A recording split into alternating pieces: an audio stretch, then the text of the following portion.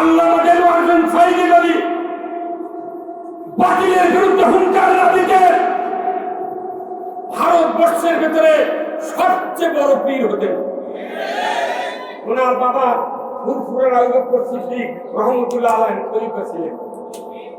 এই বাংলাদেশে মাস্টারের ছেলে মাস্টার হয় না, বক্তার ছেলে বক্তা হয় না, ইমামের বেটা ইমাম হয় না, কিন্তু এমন একটা সস্তা ব্যবসা আছে, পীর যদি মরে যায়, ছেলে যদি ক্লাস 10 পড়ে তাও পীর হয় না।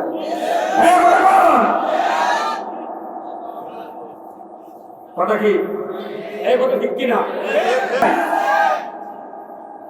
দেশে রোগী যদি চিকিৎসায় না সারে অন্য জায়গায় রেফার করে, তাহলে আমাদের আল্লাহ বলেছেন যখন দেশ জাতি অসুস্থ হয়ে পড়বে তখন আল্লাহ নিজেই বলেছেন তোমাদেরকে রেফার করতে হবে রাসূলের আদর্শের কাছে। ঠিক কিনা? আমাদের দেশে কি নাই? দাড়ি আছে, টুপি আছে, হজ আছে, উমরা আছে, মসজিদ আছে, মাদ্রাসা আছে, আছে না নাই? আমাদের দেশে সুন্নাহ আছে। সর্বশেষ সুন্নাহ হলো রাস্তার থেকে কাঁটা চলে যাওয়া। সর্ববৃহৎ সুন্নাত হলো সুন্নতে মুআক্কাদা। কতক্ষণ সমস্ত সুন্নাত মওজুদ, কিন্তু রাসূলের সুন্নাত যদি 1000 হয়, 999টা সুন্নাত যদি দেশে কায়েম থাকে, এ দেশ সুস্থ থাকবে না। এই বলে থাকবে। সবার মাথার টুপি। দেশে কি সুদ মুক্ত আছে? বলে কমপক্ষে বাংলাদেশে 25 লক্ষের মতো হাজি আছে। দেশে কি আল্লাহ আইন আছে? দেশে কি জানা বন্ধ আছে? তাহলে প্রত্যেকটা ইবাদত আছে, কিন্তু দেশে অন্যায় বন্ধ। আর এইগুলি সমাজের অসুস্থতা। বিগত যে সরকার 16 বছর আমাদেরকে শাসন করেছেন, এই শাসকের আমলে পুরো দেশ অসুস্থ হয়ে গিয়েছিল। অসুস্থ কি কি অসুস্থতা? রোগী যখন ডাক্তারের কাছে যায়, ডাক্তার রোগীকে বলে বলুন তো আপনার কি সমস্যা? রোগী বলতে বলতে 10 প্রকার অসুস্থতা বলে। পরে পরীক্ষা নিরীক্ষার পর আবার রোগীর মনে হচ্ছে আমার তো রাত্রে বুকে ব্যথা হয়, কথা বলে। আবার যখন ঔষধ দেখে তখন আবার বলে স্যার এতক্ষণ যা বলেছি আপনাকে, আমার আরেকটা রোগের কথা মনে হয়েছে, সেটা বুকে ব্যথা, কথা বলে। আপনি যদি দেশের অসুস্থতা না জানেন তাহলে আপনি দেশের চিকিৎসা করতে পারবেন না। ব্যক্তির যদি অসুস্থতা না জানে আপনি ব্যক্তিকে চিকিৎসা করতে পারবেন না। তাহলে দেশের কি কি অসুস্থতা ছিল? 1 নম্বর অসুস্থতা ছিল এ দেশে গণতন্ত্র হরণ করা হয়েছিল। 2018 সালে 30শে ডিসেম্বর এই রাত্রে ভোট যদি না করত, দিনের ভোট যদি রাত্রে না করত, এদেশ এত অসুস্থতা ফিল করত না। ঠিক কিনা? এর জন্য সবচেয়ে দায়ী এদেশের প্রশাসনিক কর্মকর্তা বলে। তারা দেশের সেবক ছিলেন, কিন্তু একটা দলের পরামর্শ অনুযায়ী তারা ওই দলের কর্মীতে পরিণত হয়ে গেছিলেন। যার কারণে বগুড়াতে বাংলাদেশের ভিতর সবচেয়ে মামলা হামলা অধিক পরিমাণ তারা করেছিল। এই বগুড়াতে ছিলেন জুলহাস নামে একটা পুলিশ, নাম শোনেননি? আমাকেও ধরে নিয়ে এসেছে এই চান্দায় কাপড় থেকে। মাহফিল করে আমি শুয়ে আছি, আমার কাজে বলছে হুজুর আপনার বাসা নন্দীগ্রাম, কি করছেন এখানে? আমার বক্তৃতা হয়েছে, আমি শুয়ে আছি। আচ্ছা থাকে। কিছুক্ষণ বাহিরে যা, আবার ঘুরে আসা বলতেছে ওসি সাহেব আপনার যেতে বলছে। এভিডেন্স কি দেখার? কোনো কিছু নেই, আপনাকে দেখা করতে হবে। কঠিন শীতের ভেতর আমার 3 কিলো হেঁটে নিয়ে এসে রেল গেটে গাড়ি তুলে থানা হাজতে রাখলো। অতএর সময় ওজুর পানি চালাম, ভাই ওজু করবো, কই পানি দেওয়া যাবে না, কি করবো? ওখানেই ওজু করে, যা দেখি বাথরুমে পুরো প্যান পায়খানা দিয়ে ভর্তি। আমার বলছে যে ওই প্যানের উপর খারাপ হয় ওজু করে। করলাম ওজু, আমাদের তো নামাজ আদায় করতে হবে, কথা ঠিক কিনা? ওজু করলাম, পরের দিন আমার স্যান্ড আপ করে 26 দিন জেলত থাকলাম। জেলত যখন ঢুকলাম, জেল গেটের ভেতরে বলতেছে যে হুজুর টুপি খোলেন। টুপি খুলতে হবে। টুপি খুললাম, তখন আমার সবার সাথে স্কুল করতে পারিনি, আমার মাথাটা আর টাকলে মুড়েদের মতো না, বলে ঠিক কিনা? বাংলাদেশে ওরাই তো জ্ঞানী, যাদের মাথা চাইছে। আমার মাথার চুল থেকে জেল গেটের পুলিশ বলেছে, হুজুর চুল একটু বাড়ি দেন। যদি গাঁদার পুরো থাকে, এত বড় সাহস আমার মাথায় গাঁদার পুরো। আমি বিয়ে করার 12 বছর আগে থেকে ইমামতি করি, বক্তৃতা করি বাপের সাথে, 10 বছর বক্তৃতা, আজকে আমার 46 বছর বক্তব্যের বয়স। অথচ আমার বলছে চুলের বাড়ি দেন, গাঁদা দেখি। শুধু কি তাই, সারা দেশে এই পুলিশ বাহিনীর এত দৌরাত্মক হয়েছিল, জেলখানায় তারা ঘুষ দিতে বাধ্য করেছে। আমি নিজে জামিন যখন পেলাম, সিআইডি জেলখানার বলতেছে, হুজুর টাকা ছাড়া আপনি বাড়াতে পারবেন না। জেলখানার পুলিশ ঘুষ খায়, জিন্দিগিতে শুনি। আমাদের অনেক নেতা, মিয়া গোলাম পরোয়ার সহ, রফিকুল ইসলাম খান সহ অনেক কেন্দ্রীয় নেতৃবৃন্দকে দিনের পর দিন মামলা জামিন, তখনই জেল গেছে কায়দে মামলা হাজির।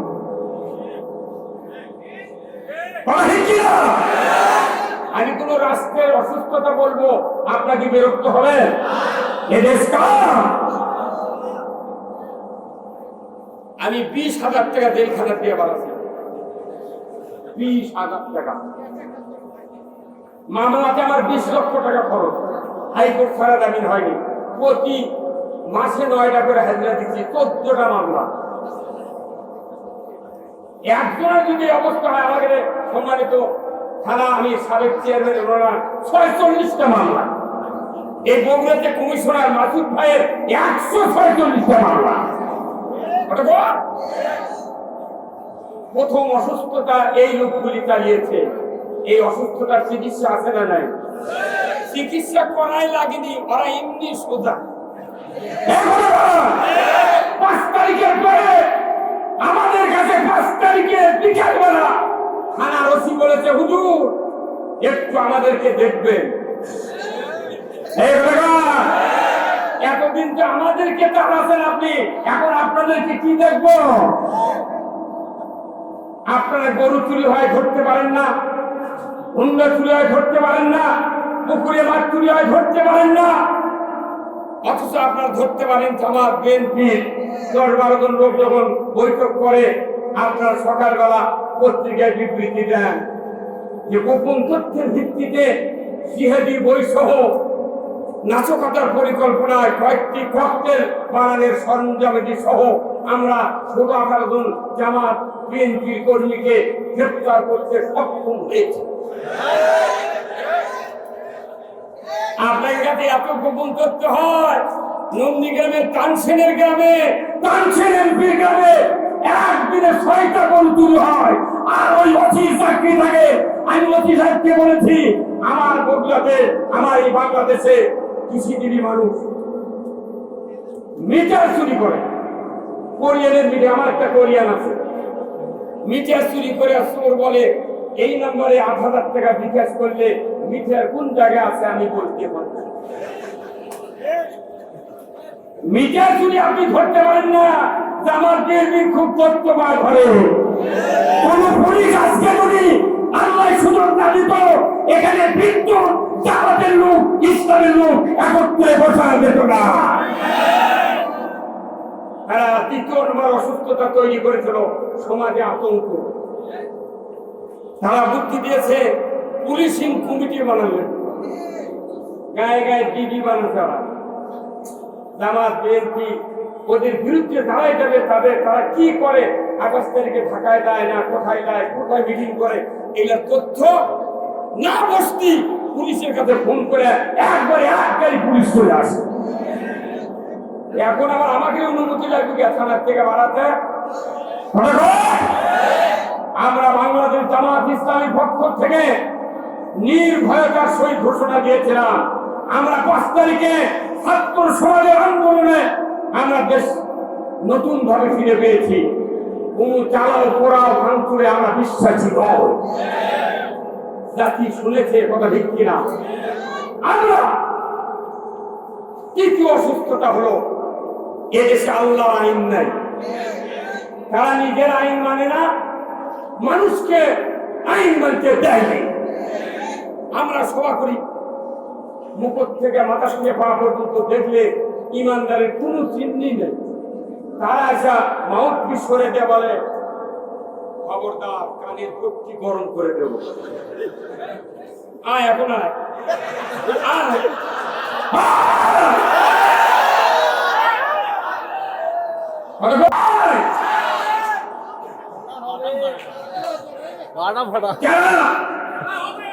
যারা শুনে কথা শুনে, যারা এই দৌরত্ব দেখাচ্ছে একমাত্র পুলিশের সহযোগিতার জন্য এইরকম ক্ষমতা কাজ হয়েছে। পুলিশ যদি নিরপেক্ষ থাকতে, ওদের এত ক্ষমতা নাই, না ইসলামী জনগণের ক্ষমতা যা আছে। কথা বলে আজকে দেখেন আমাদের দেশে অনেক ইমানদার আছে না? আমরা যে ইমান এনেছি আর সাহাবারা যে ইমান এনেছিলেন, এই দুই ইমানের ভেতরে আকাশ পাতাল কম পারা। আজকে অনেক ইমানদার নিরাপদে আছে, ঘরের ভেতরে বিভিন্ন জায়গায় নিরাপদে আছে, মশাও তাদের গায়ে পড়ে না। কথা কিন্তু আমার আল্লাহ বলছেন কখন ইমান আনতে হবে? ইমান আনা এত তাড়াহুড়া নেই। হযরত ওমর ফারুক রাদিয়াল্লাহু আনহু 26 বছর বয়সে ইমান এনেছিলেন।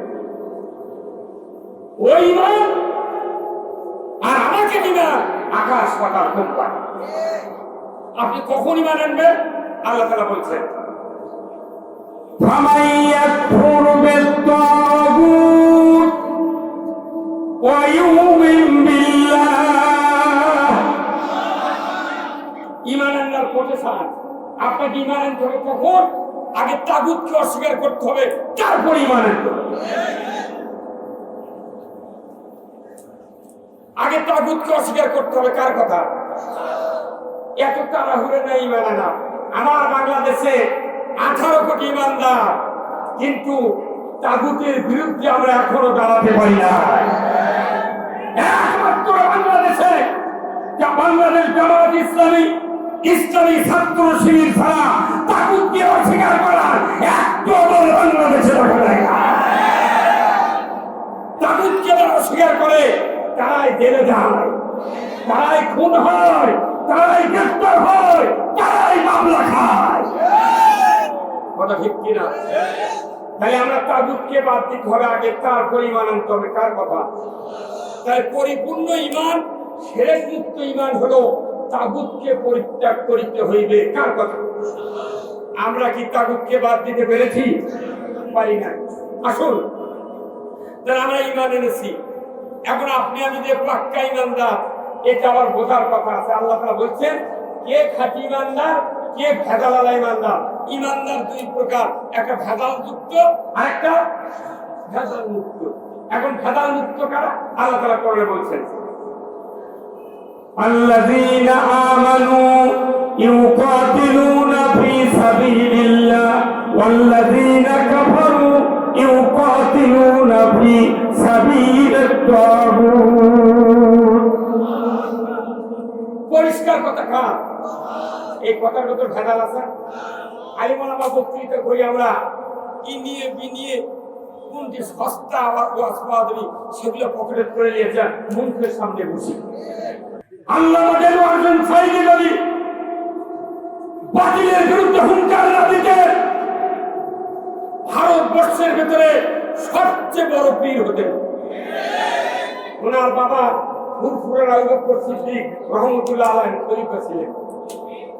এই বাংলাদেশে মাস্টারের ছেলে মাস্টার হয় না, বক্তার ছেলে বক্তা হয় না, ইমামের বেটা ইমাম হয় না, কিন্তু এমন একটা সস্তা ব্যবসা আছে, পীর যদি মরে যায়, ছেলে যদি ক্লাস 10 পড়ে তাও পীর হয় না।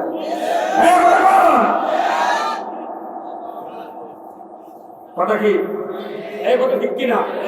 তাহলে উনি যদি পীর হতেন, ওনার বাড়িতে টাকার বস্তা যেত, কিন্তু উনি বেছে নিয়েছেন রাসূলের আদর্শ। সেই আদর্শটা কি? উনি বেছে নিয়েছেন পাক্কা ইমানদার যারা, তারা সংগ্রাম করে কার পথে? আপনারা কি সংগ্রাম আল্লাহর পথে করতে রাজি আছেন? কারা কারা দুহাত তুলে দেখা, লিল্লাহে তাকবীর।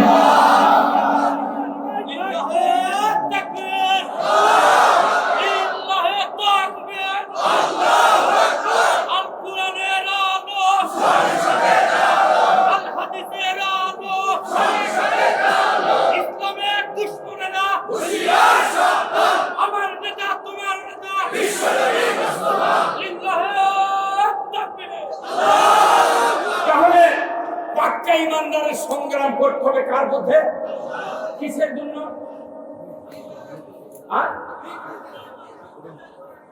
এই যে এক একজনের এক এক উত্তর হতে হবে এক। আমি কোরআন পড়ি, উদ্দেশ্য ইসলাম বিজয় করা। আমি তারাবি করি, ইসলাম বিজয় করা। মাদ্রাসা করি, ইসলাম বিজয় করা। মসজিদ করি, ইসলাম বিজয় করা।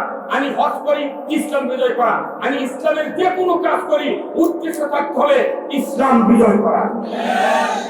বাংলাদেশে প্রায় এই 54 বছরে 26 লক্ষের উপর হাজি আছে, যারা হজ করেছেন। হাজি ক্যাম্প থেকে তালবিয়া পাঠ করে মক্কা মদিনা ঘুরে আসে। কারণ আসা পর্যন্ত ওনারা বলেন ইন্নাল হামদা ওয়ান নিয়ামাতা লাকা ওয়াল মুলক লা শারীকা লাহ। নিশ্চয় সমস্ত প্রশংসা আপনার। কার? সবচেয়ে বড় নিয়ামত, যত নিয়ামত আল্লাহ আপনার আছে, তার ভেতরে সবচেয়ে বড় নিয়ামত হলো আল্লাহ তোমার রাজত্ব। এই যতগুলো হাজি সাহেব আমার বাংলাদেশে আছে, ওই তালবিয়ার যদি অর্থ প্রত্যেকটা হাজির মুআল্লিম যদি বুঝে দিতেন, একটা মুআল্লিম বাংলাদেশে হাজি হতো। সস্তায় হলো বড় রাজনীতি কথা, ঠিক কিনা? তাহলে সবচেয়ে বড় নিয়ামত কি? আল্লাহ রাজত্ব। কি? আল্লাহ রাজত্ব। তাহলে আল্লাহ রাজত্ব, আল্লাহ রাজত্ব কি? কোরআন দিয়ে পৃথিবী, কোরআন দিয়ে কি চালাতে হবে? পৃথিবী। এখন এই পৃথিবী কোরআন দিয়ে চালাবেন, তাহলে এই আইনটা আপনি যদি কায়েম করতে না পারেন, আপনার ইসলামের নয় মুসলমানের চরিত্রের ষোলোয়ানায় ঘাটতি থাকে না। এই যে কত হুজুর বসে আছেন, আপনারা আছেন, অনেক মানুষ যা হুজুরের কাছে দোয়া দিচ্ছেন, আসসালামু আলাইকুম হুজুর ভালো আছেন, একটু দোয়া করবেন যাতে ইমানের মৃত্যু হয়। আচ্ছা, ইমানের মৃত্যুর জন্য দোয়া চাইলেন, এই দোয়া চাওয়া কি ঠিক হলো? এই কথা বল, এই দোয়া চাওয়া ঠিক হয়নি। আল্লাহর কথার সাথে আপনার কথার মিল হলো না। আল্লাহ নিজে বলছেন ইয়া আইয়ুহাল্লাযীনা আমানুত্তাকুল্লাহ হাক্কা তুকাতিহি ওয়া লা তামুতুন্না ইল্লা ওয়া আনতুম। তুমি মুসলমান হওয়া মারো, আর আমরা চাচ্ছি ইমানের মৃত্যু। কি আল্লাহর কথার সাথে মিলল? তাহলে মুসলমান হতে গেলে আপনাকে ইসলাম বিজয় করতে হবে, ইসলাম মানতে হবে। ইন্না দীনা ইনদাল্লাহিল ইসলাম। আল্লাহু আকবার। আমার দেশে দিন শব্দের অর্থ দিনই বাংলা করে না, দিন শব্দের অর্থ জীবন ব্যবস্থা। এক্ষুনি যদি বলি ভাই বলেন তো ইসলাম অর্থ কি, আপনারা কি বলবেন? শান্তি না। এটা ব্রিটিশ গভর্নমেন্ট বলে গেছে ইসলাম মানে শান্তি। Islam is the complete code of life.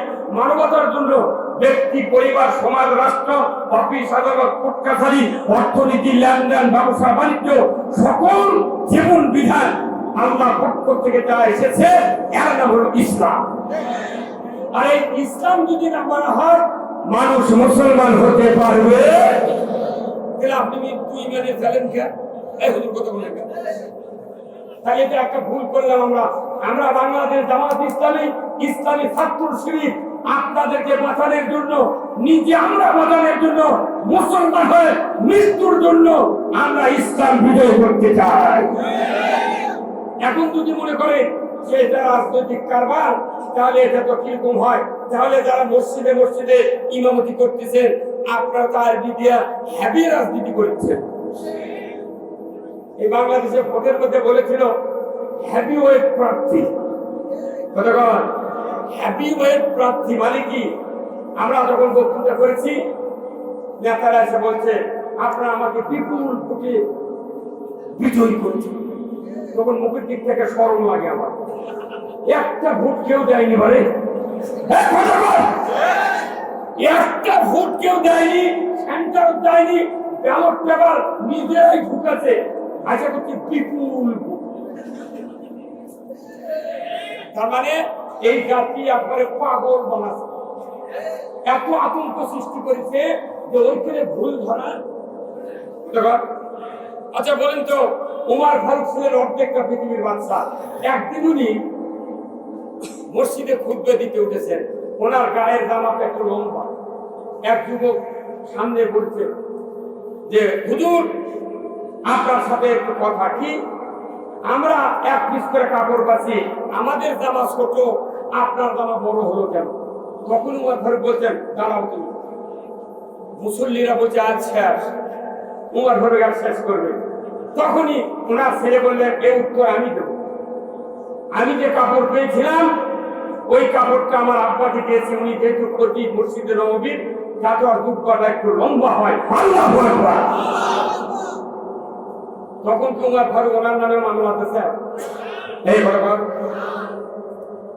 আরে মামলা দিতে দেওয়ার দরকার, সিটি দিবের পারিস নি তোরা।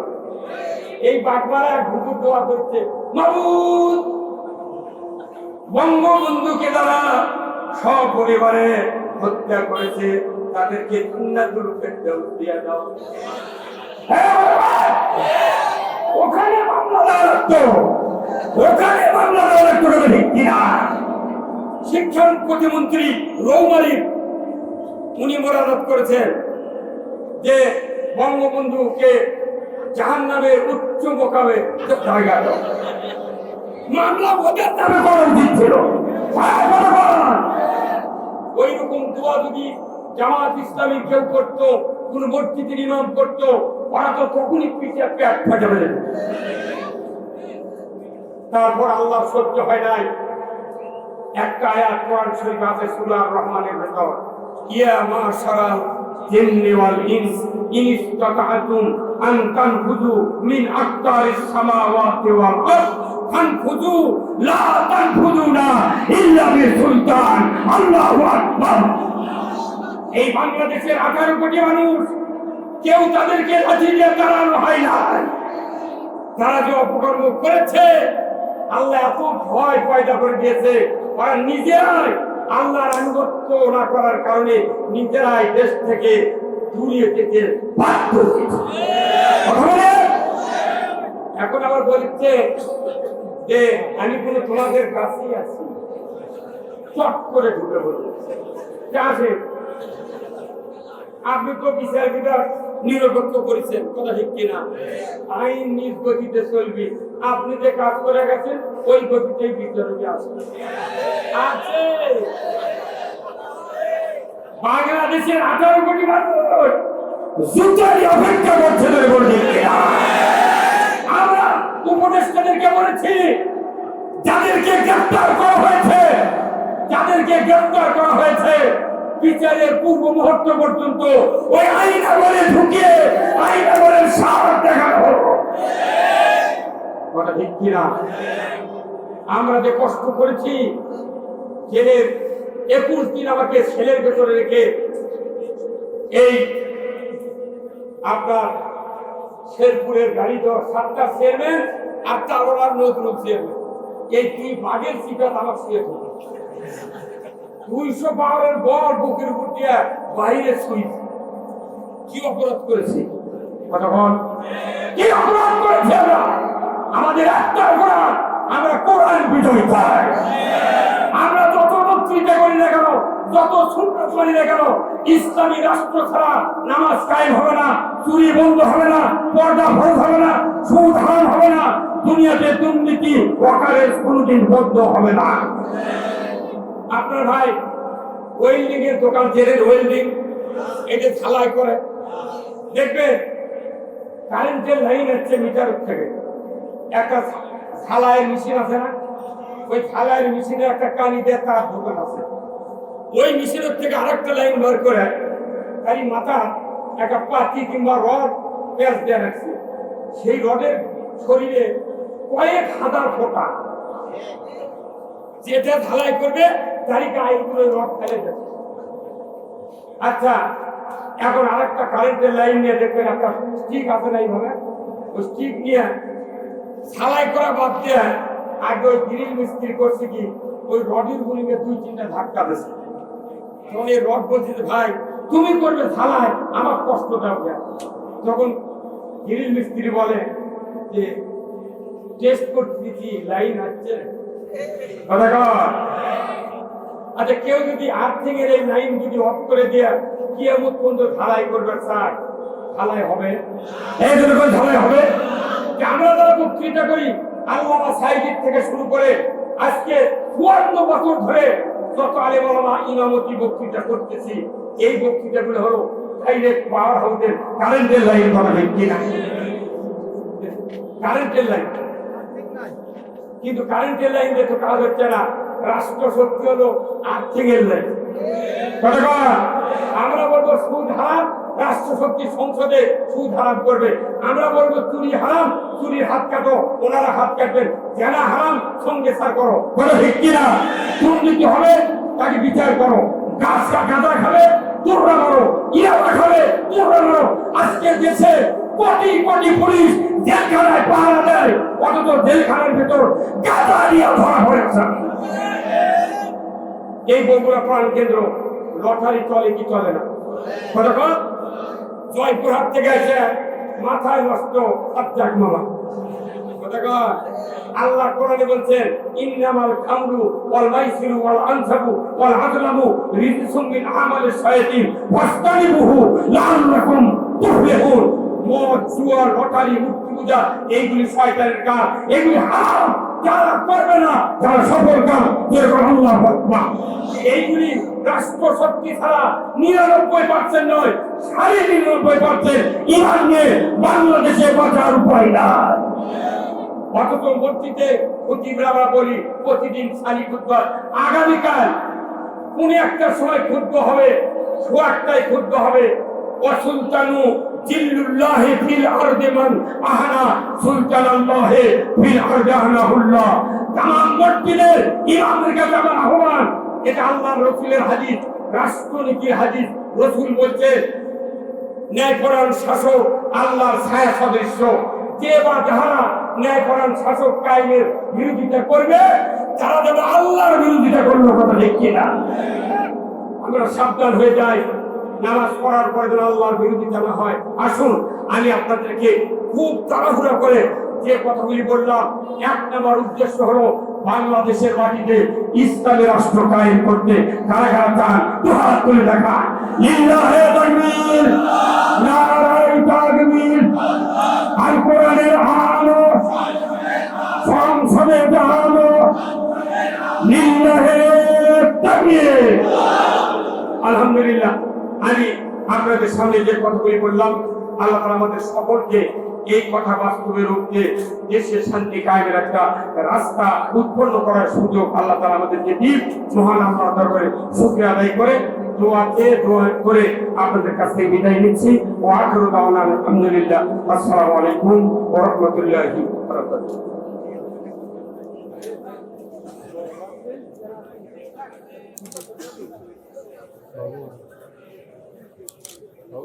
আলহামদুলিল্লাহ।